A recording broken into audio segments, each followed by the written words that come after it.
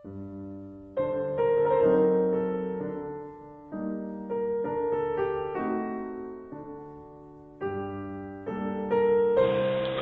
what's up? Pizowell here. Just got back from watching Public Enemies, starring Johnny Depp, Christian Bale, and directed by the brilliant, in my opinion, Michael Mann. And I have a few opinions on the movie, and would like to share them with you. The film, of course, is about John Dillinger. It's Depression-era Chicago, and John Dillinger is the nation's the very first public enemy #1 on the FBI's 10 most wanted list. So to law enforcement, he's public enemy #1. To the people, he is a celebrity. He is sort of a Robin Hood.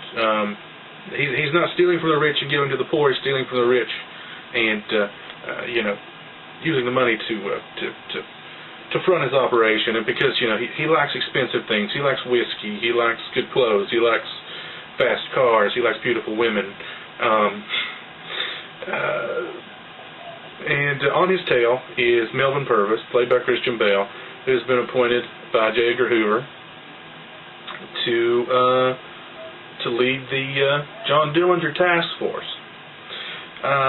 If you've wondered why in the trailer and the TV spots and on the one sheet and the marketing campaign and stuff, there's just Johnny Depp as John Dillinger, and Christian Bale and basically everybody else in the movie is just sort of not there. The simple answer is this is Johnny Depp's movie. This is John Dillinger's movie. Period. Everybody else in the movie is basically an ancillary character. Very little development on their parts, including Christian Bale as Melvin Purvis, which was kind of which will lead me to really my only qualm with the movie. But at the end of the film, there's an epigraph specifically about Melvin Purvis, and when I read that, I was like, oh wow, I would have liked to have known more about him. What made him tick. What was going on with him. At home. What kind of person was he? We don't get that, unfortunately. Now, if you're familiar with Michael Mann, you're going to draw a lot of comparisons to this film and Heat.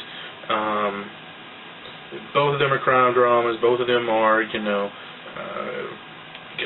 the good cop versus, the professional thief, and, who's going to outwit the other.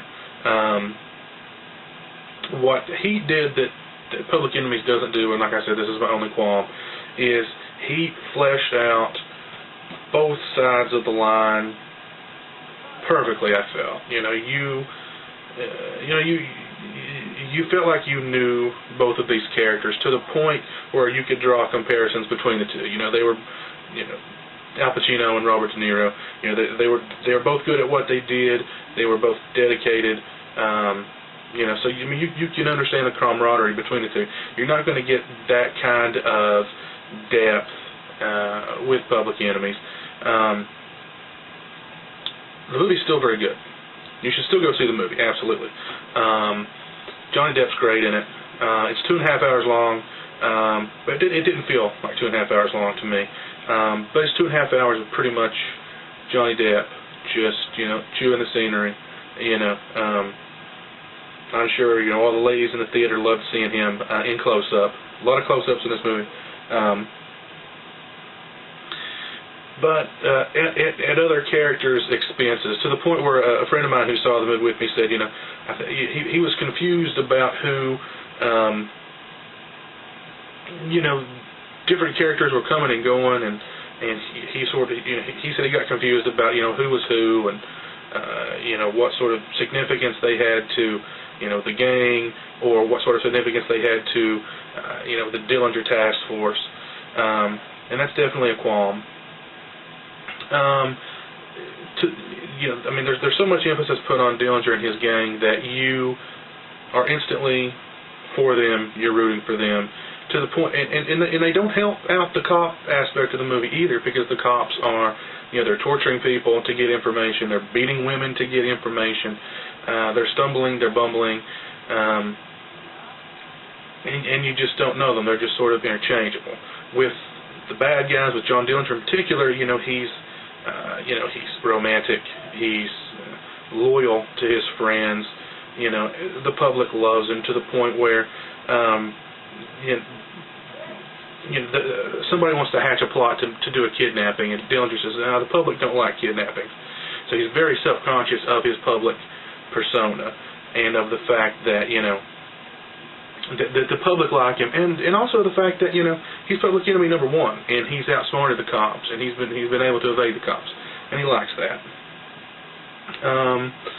The other thing I noticed about the movie was, and this isn't really a qualm, but sort of Michael Mann's style kind of wasn't there. It sort of seemed like a subdued Michael Mann, which I thought was strange. But I mean, you're looking at.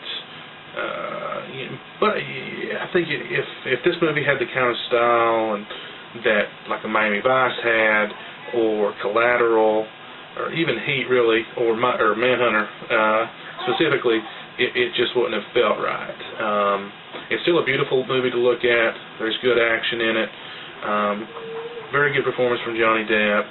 Christian Bale doesn't have a whole lot to work with, to sink his teeth into. The actress who played Johnny Depp's love interest was very good. I forget her name. And the actor who played J. Edgar Hoover. He was in Jesus' Son. I can't remember his name though. I'll do that. I'll put a bubble up. But a very good movie. Go check it out. If you're a fan of Michael Mann, definitely. If you're one of the seething throngs of Johnny Depp admirers, you're going to want to see this, because it's 2.5 hours of Johnny Depp in close-up. So you can't go wrong. But definitely go check it out this weekend, 4th of July weekend. Have a good 4th of July. Be safe, be happy, drink responsibly, don't drink and drive, and have a good time. And as Homer Simpson said, what better way than to celebrate the birth of America than by blowing up a small part of it. So get those M80s, get those cherry bombs, and just blow stuff up. So until next time,